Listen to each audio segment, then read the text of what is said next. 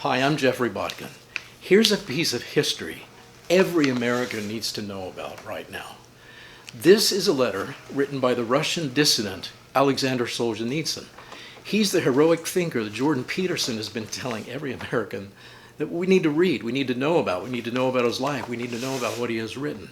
So I want to read to you right now what he wrote in 1974 in this letter, which was smuggled around inside the Soviet Union, and then he was smuggled out of the Soviet Union. And here's the background to the story on this letter. Solzhenitsyn wrote this when he discovered that he was about to be arrested again by the secret police. Now, the first arrest happened in the 1940s. He was an officer in the Soviet Army, and he was arrested simply for writing the truth in a private letter to a friend. And then he was sent to the gulags, where he spent year after year after year and almost died there. Now, this letter is a public letter that he managed to get to his friends when he was hauled off again by the KGB. And at that time, he was considered such a national security risk, he might have just been put up against a wall and shot that very day. But he had become far too famous for that, so the authorities had to figure out what to do. So they just simply stripped him of his citizenship and exiled him beyond the border of the Soviet Empire. They flew him to West Germany and hoped that they could disgrace his memory in the Soviet Union. And it was from West Germany that Solzhenitsyn ultimately made his way to the United States. But most Americans didn't understand him, this man with a beard from the Soviet Union. They didn't understand the heroism. They didn't understand the courage that was going on in his mind and how serious he was. They couldn't understand the content of this letter, which had made it to the United States. They couldn't understand the speeches which he made in the United States or the warnings that he gave to the United States about the socialist direction in which we were headed, yes, even back then in the 1970s. And so as you listen to this, I want you to see if you can identify with his wisdom and courage now, after what happened to you in the year 2020. In the first part of this open letter, he describes the conditions that his countrymen were living in right then, the conditions of slavery. And then he says, about halfway through, what will be required to get them out of their slavery and their cowardice and their blindness. Because for 57 years at that point, they had been conditioned to believe lie after government lie, even though they were demoralized, just almost hopelessly demoralized. Solzhenitsyn had hope that they could pull it out. He believed that they could become free again. So let's dive into this. Are you ready? He begins, at one time, he says to his countrymen, we dared not even to whisper. And that's how it had been since the terror, right after 1917. The terror was just horrible in the Soviet Union. That's how they began to govern and rule, by terror. I mean, there were so few in the Soviet government that there was no way that they could succeed in doing what they were doing, totally control and take over all of society. No way they could do it unless they ruled by terror and put the fear in the people so that people were afraid to oppose them in any way. And they succeeded with terror. The way that they did it was to go around in an arbitrary way and just arrest people and disappear them. And they were killed. And people were so afraid that they might be next that they hunkered down in their homes and they didn't resist in any way. And so then decade after decade after decade, it got worse, and they became even more cowardly as time went on. And then Solzhenitsyn said, now we read and write samizdat. And that is what that means. That's the Russian word for the secret literature, the quiet literature, the dissident literature that they're writing in secret and circulating around on little pieces of paper and pamphlets. And sometimes, he says, when we gather in the smoking room at the Science Institute, we complain frankly to one another. They're beginning to, in private conversations, open up with each other. What kind of tricks are they playing on us? And where are they dragging us next? And in fact, okay, here's what he wrote. That's what he wrote. And that's what many of you are writing to me right now, asking me the same thing about our own government. What kind of tricks are they playing on us? Where are they dragging us next? Why is it that every pronouncement of our own government seems to be a lie? And then there's a contradiction the next day, and another lie. Where are they dragging us next? And Solzhenitsyn says things have almost reached rock bottom, and that was true. And by 1974, their economy was just really broken. There was hardly anything left to eat. They had destroyed it so much. They had put so much of their available resources into their military. And by the way, by 1974, their military truly was a little bit more superior than the military capability of the United States at that time. By 1976, it was even a little bit more. That's a story for another day. Then he says this, a universal spiritual death has already touched us all. And this is what he made his life studying. What has happened to my country? And when he was in the Gulag, he thought about it, being around others who had been arrested and taken there. They were spiritually dead. And he said a universal spiritual death has already touched us all. And physical death will soon flare up and consume both us and our children. But as before, we still smile in a cowardly way and mumble with tongues tied, saying we've gone along with this for so long. We just continue to do it. We've been conditioned to do it. This is how we live. This is spiritual death, going along with the dictates of a dictatorship. But what can we do to stop it? We haven't the strength. So he's talking, everyone can identify with this. This is how everyone is thinking at that point. And then he's going to show them in just a moment how they can get out of this. We have been so hopelessly dehumanized that for today's modest ration of food, we are willing to abandon all our principles, our souls, and all the efforts of our predecessors, and all the opportunities for our descendants. But just don't disturb our fragile existence. It's what he's saying. Yeah, just give us our daily bread, and we'll be quiet. We won't rock the boat. Please don't disturb our fragile existence. Don't arrest us anymore. Don't come haul us off to the gulags. We'll be good Soviets. Just don't disturb our fragile existence. And that's how they were living. But the daily bread, it was getting to the point by 74 where it wasn't daily. They might go 2-3 days without bread. And right now in the news, if you look at, you don't see it much because the mainstream media is not covering what's going on in Cuba. But the demonstrations there in Cuba are because they don't have daily bread anymore.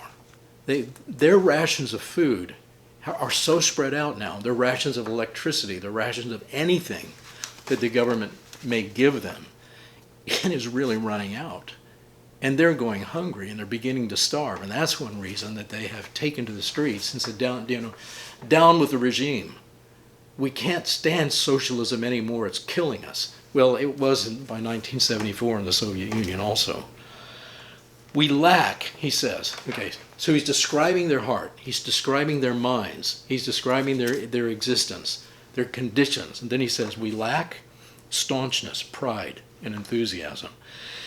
We don't even fear universal nuclear death. And we don't fear a third world war. And the second was just horrible for the Soviet Union. They lost far many more men than the Allies did combined. They did all the dying, and it was terrible for them. We have already taken refuge in the crevices. It is though they didn't really care what happened to them. They were so demoralized. And when it comes to that point, it's almost a surrender and a suicidal kind of surrender of the mind. You don't just care what happens to you. You're so hungry, so demoralized, so hopeless. Well, a nuclear bomb might be a merciful way out. But they do fear one thing, and Solzhenitsyn puts his finger on it. He says, we only fear acts of civil courage. We only fear acts of civil courage. Getting out in the public, speaking up, taking courage, like the young man did in Tiananmen Square when he stood in front of the Chinese tank. That was an act of civil courage. Everyone could see it. and it had an effect on people. We fear only to lag behind the herd and to take a step alone, and suddenly find ourselves without white bread, without heating gas, and without a Moscow registration. So what he's saying is, we're so conditioned to go along with our herd, step by step, half step by step, sticking together, staying within the herd, never taking a step to the right or to the left, or even lagging behind, even one step, out of step with the rest of the cattle, the rest of the herd. We'll be punished for it. We'll lose our ration of white bread. We'll lose our ration of heating gas. We'll lose our ration of papers being able to move around freely. Well, they never could move around very freely. It was all, show us your papers, show us your papers, show us your papers. But they did have a little bit. And if they lost their Moscow registration, they couldn't work. They couldn't shop. They couldn't do the things they needed to get by. And, and that's when Solzhenitsyn was hauled off to the gulags. His wife lost her registration. She couldn't buy food. She couldn't work. Is there really no way out, he says? And is there only one thing left for us to do, to wait without taking action? That's what he's saying. Is that all? We just wait till we starve to death. We wait for the Americans to bomb us. We wait for something to happen. Maybe something will happen by itself, he says. It will never happen as long as we daily acknowledge, extol, and strengthen, and do not sever ourselves from the most perceptible of aspects, lies. And then in the Russian here, the meaning is the encirclement of lies, the encirclement aspects. The lies are trapping us. The lies have come around us so much that we just don't see any way out to be able to break free from that.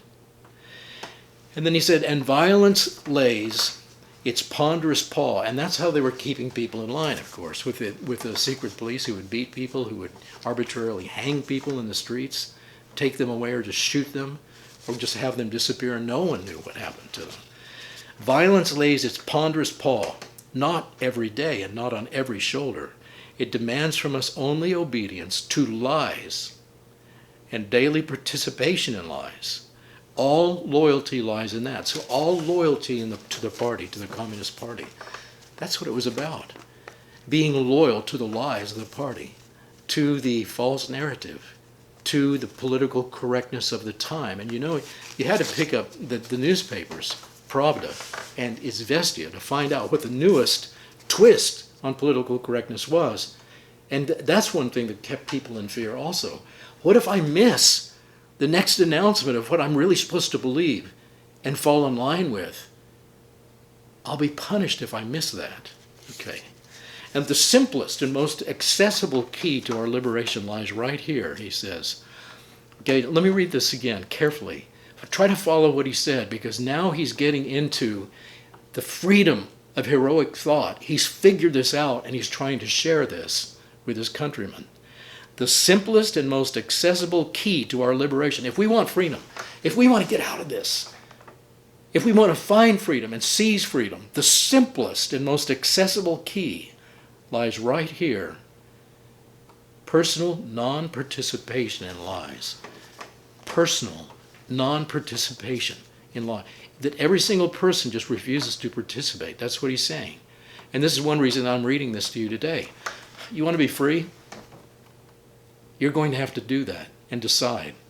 You will not ever personally participate in believing or repeating or even countenancing a single lie that's given to you today or tomorrow or the next day. Though lies conceal everything, though lies embrace everything, we will be obstinate in this smallest of matters. Let the lies embrace everything, but not with any help from me. He said, even if it's everywhere in the society, even if everyone's believing it and saying it and repeating it, they won't get any help from me. I'm not going to go along with it. I'm not going to repeat it. I'm not going to talk about it. And I'm going to text about it. I'm not going to Twitter about it. There will be no participation from me. And then he says this opens a breach in the imaginary encirclement that I was telling you about. This circle of lies. Let's make a breach through it and break through it.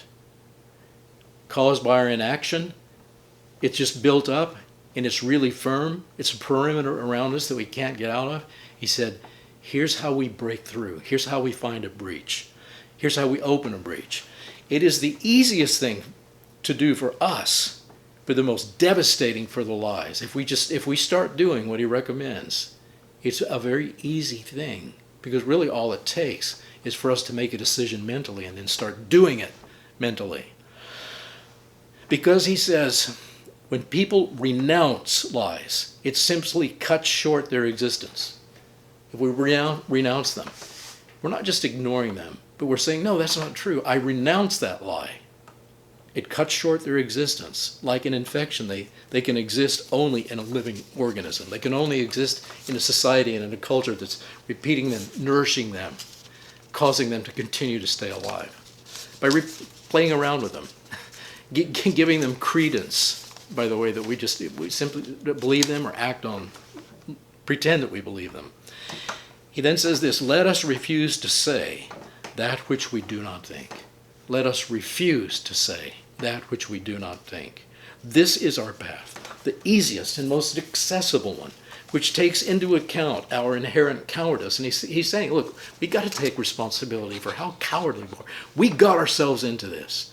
And Solzhenitsyn has said before, back in 1917, when the secret police, just small numbers of them, were going door to door into the apartments, Solzhenitsyn said, if we had just turned off the lights, laid in wait in the foyer with clubs and sticks and bricks and fire pokers, and beat everybody up who came through that door to arrest anybody in the apartment building, it would have stopped. They never would have gotten very far with us in 1917.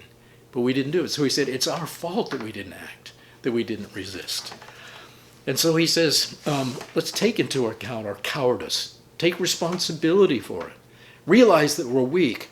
Well, there is this one thing we can do with our minds. We can do this. We can begin to do this. Even after 57 years of slavery, mental slavery, like being in a psychic iron cage in our mind. We can still break out of it, he says. He said our cowardice is already well-rooted. Our path is, not to give conscious support to lies about anything whatsoever. That's what he's recommending. He's trying to give them something that is within reach for them to start to do.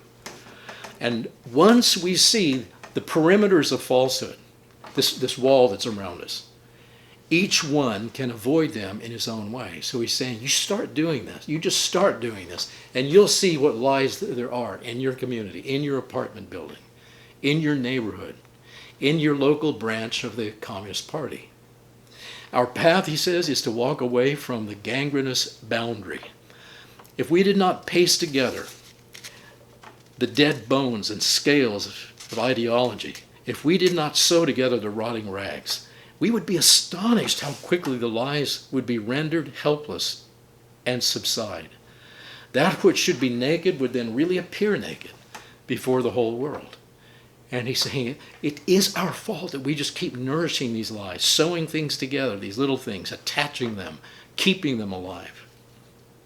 So in our timidity, he said, let each of us make a choice. And he said there really are only these two choices. One is heroic and one is cowardly.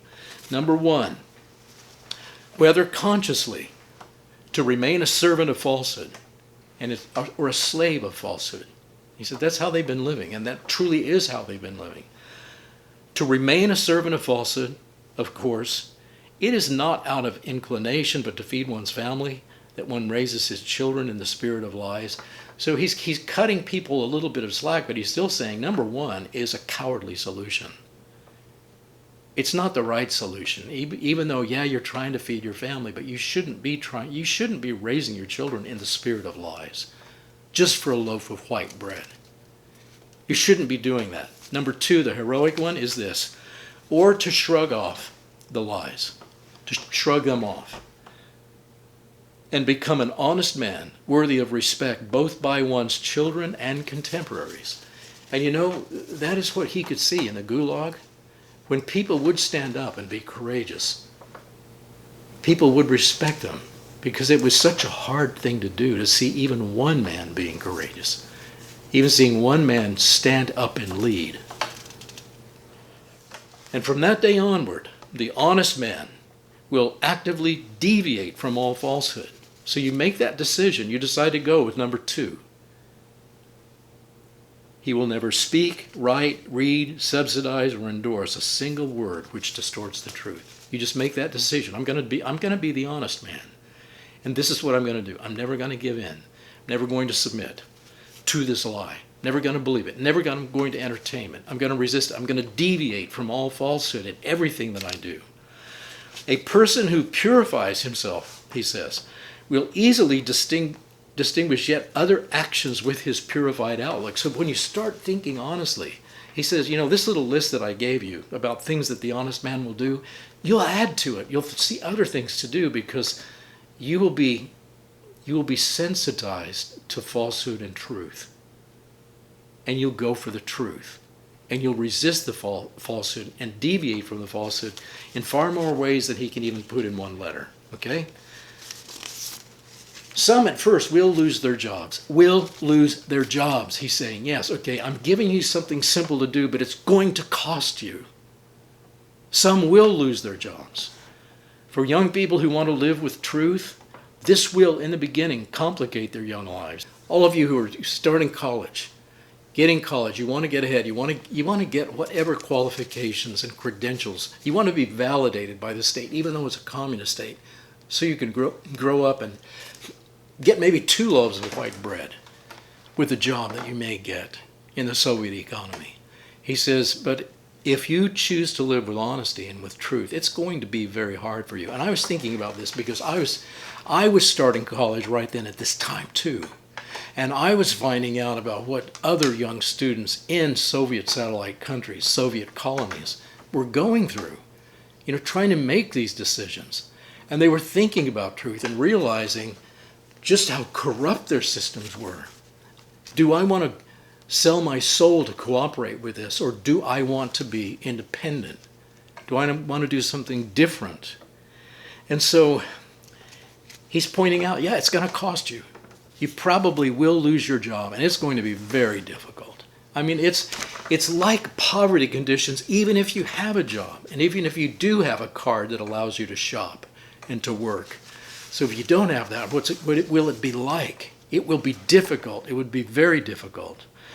And some of you who are writing to me now are having to make that decision when you get different mandates coming down through your employer or through the authorities over them. What will you choose? And there are people I know right now today, some really good principled people in the United States military who are making the decision to cut short their careers even though they've put years into it. They're not going to go along with the unconstitutional mandates that are being laid on them. Then he says this, but there are no loopholes for anybody who wants to be honest. Maybe we could find one. Well, if you want to be honest and you want to resist the lies that are really harming you and attacking your freedom and your ability to think freely, I'm sorry, there are no loopholes for that. On any given day, he says, any one of us will be confronted with lies, even in the most secure of the technical sciences. We will be confronted with a choice, either truth or falsehood, towards spiritual independence or towards spiritual slavery. And this is what he had been seeing in his country. Those who were compromising and giving in to lies were carried into a kind of spiritual dependency and spiritual slavery. Their minds weren't free. Their souls were not free. It was like the whole system was making war against their souls. And he who is not sufficiently courageous, even to defend his soul. And here, this is really interesting. This is classic Solzhenitsyn right here. You want to look into his mind. Take a look at this statement. He who is not sufficiently courageous, even to defend his own soul. Don't let him be proud of his progressive views. And this progressive meant, back then, it is the same that it means now. You're siding with the socialists. You're not one of the reactionaries like the ones who are like Solzhenitsyn, who are pushing back against it, standing up for truth. who are politically incorrect. Okay. Do not let him be proud of his progressive views. And don't let him boast that he is an academician or a people's artist or a merited figure or a general. Okay, so the people's artist, that was an amazing title and office you could get if you were talented and you wanted to be, an orchestra conductor or a musician or a ballerina or some other form of art, sculptor or a painter. You could really live very well in the Soviet Union because they would make you a people's artist, and they would give you the best apartments, the best food, the best opportunities. But he's saying here, don't boast about these things. If you just need to be honest and own it and say to himself, I am in the herd and a coward. It's all the same to me as long as I'm fed and warm. And this is I'm sold out. Yeah, I don't care about the truth as long as they'll feed me and I know how to play the system and I know how to get in there and I know how to have the favor of the communist apparatus and the communist oligarchy. It's all the same to me as long as they give me my food, they give me my heat to stay warm. Hey, I've been in Russia in the winter and it is really miserable if you don't have heat. And if you don't have a place to get in and out of the cold, it is really very difficult and very hard. He goes on to say, we must embrace the truth and identify the lies. This is the most modest of all paths of resistance. You want to resist and get free? You want to break out of this perimeter of lies? Here he's saying, I'm going to give you the most modest and the easiest way out. But it will not be easy for us.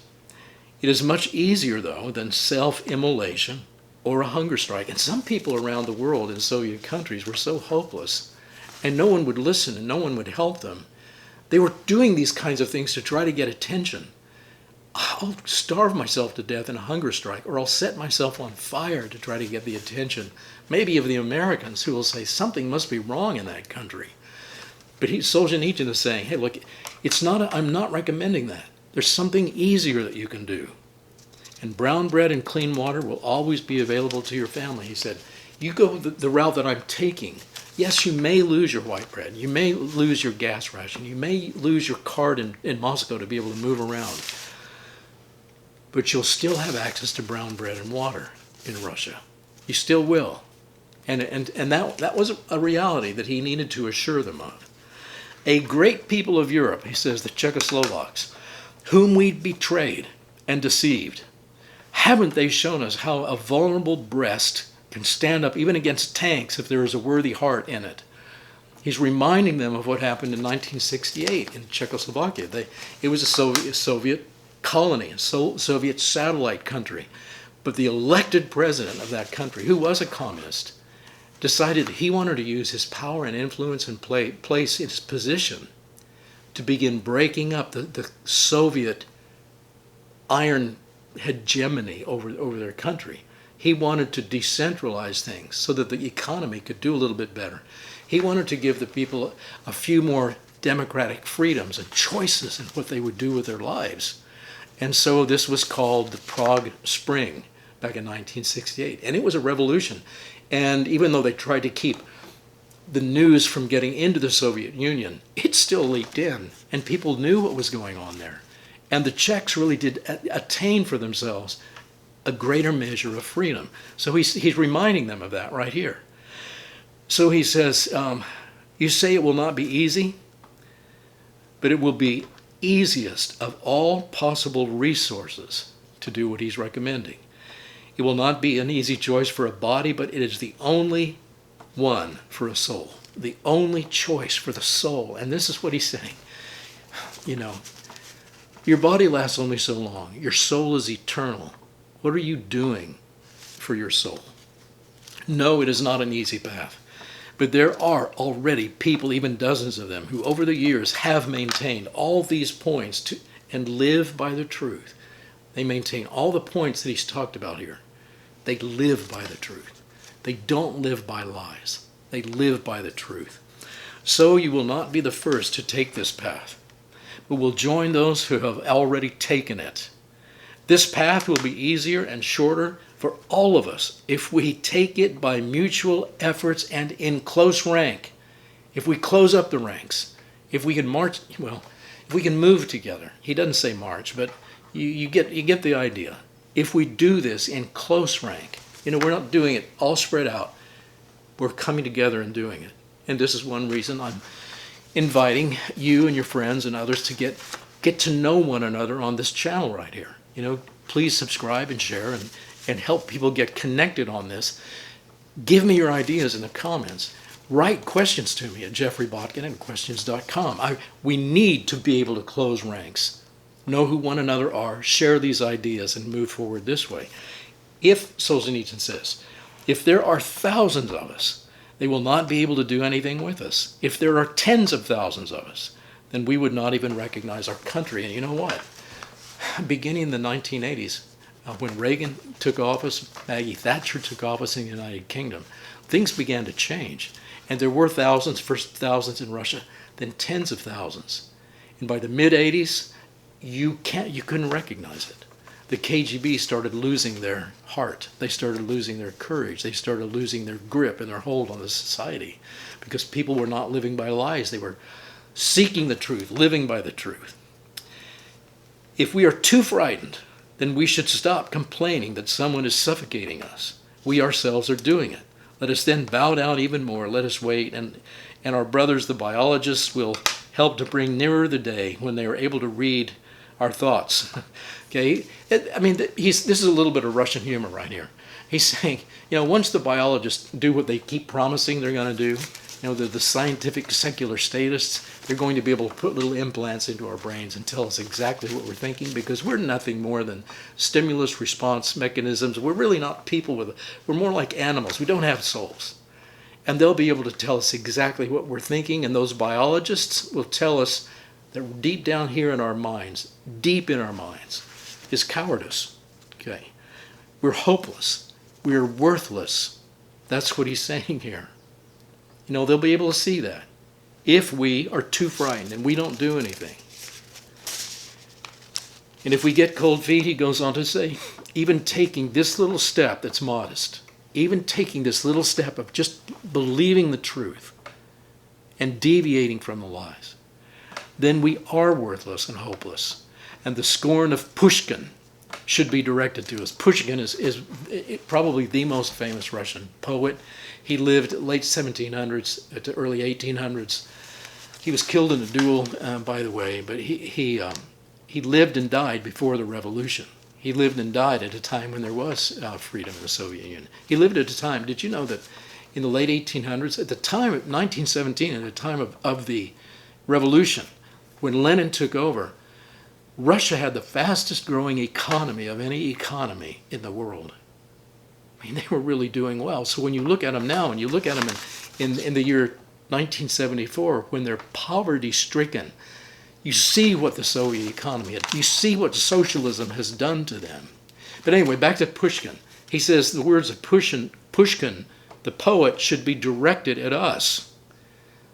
Why should cattle have the gifts of freedom? Their heritage, from generation to generation, is the belled yoke and the lash. So what he's saying, you want to be part of the herd. If that's all you really want, you'll never step out of line. You'll never step to the left or the right or even one step lagging behind the herd. Then freedom is not for you. The only thing that is good for you because you're part of the herd is what cattle get, a wooden yoke with a bell on it to let the owners know where they are, and the whip to keep you moving in the direction that the dictators want you to move in. And that's what he's saying. But we're Russians, we're not like that. We want freedom. We've lived in freedom. We know freedom. We don't want to live like cattle. And so we're not going to let them keep treating us like cattle. We have minds and we have souls. We're going to think differently. And so that's the end of the letter. And, well, I've taken some of the best parts out of it because I didn't want to read the whole thing. I will link to a copy of the whole thing that you can see. You can see below. And in closing, let me just say this, that Alexander Solzhenitsyn may be the bravest writer of my lifetime. He understood courage and cowardice better than any figure that I know, any writer that I've ever read.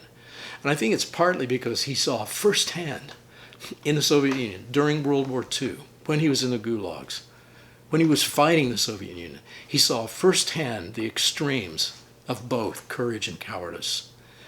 And as we look into his heroic mind, we see that he understood how cowardice impoverishes a man spiritually. It makes him poor spiritually. And then we can also see how honesty can begin to purify the mind for courageous action. And because he was an honest man, every year of his life, he just kept getting more courageous and more courageous. And that's why he was feared by the Soviet authorities. They were scared of him. And he was a hero to many. And as Russian citizens began thinking honestly by the thousands and then the 10,000s in the 1980s, truly, as I said before, the KGB lost confidence and then control. And certain aspects of control were then surrendered to Russia's freedom fighters in 1989. So what can Americans learn from all this? The current government, your current government, and you've been writing to me about it, keep writing to me about this. Your current government is fortifying socialist ways of leadership and governing by continual lying and making it clear to American citizens that only those who go along with the approved narrative have any jobs, will have travel papers and white bread. That's what the future will look like. So how can Americans get freedom back, their freedom back? Step one is just simply do what Solzhenitsyn said, is this. Live not by lies. That's his message. Refuse to cooperate with any lie of any kind. And refuse to say that which you do not think. You don't think it, don't say it. Don't even pretend to go along with it. And if you'd like me to tell you a little bit more about Solzhenitsyn's stinging rebuke when he got to the United States, his rebuke to soft and passive American men in 1978 when he got here, please tell me in the comments below, and I'll read you some more of what he said. I mean, we really do need to know more about this man, especially at this moment of American history. He went before us through a period of slavery, national slavery. And I want you to know what he experienced so you don't have to go through that. So tell me below if you want me to read some more of him to you, and I'll do it. I'll tell you what he said. So please ask for a notification also so you won't miss another look into the mind of a hero. We need leaders, don't we? We need heroic leaders. And we'll go even deeper into the mind of Alexander Solzhenitsyn.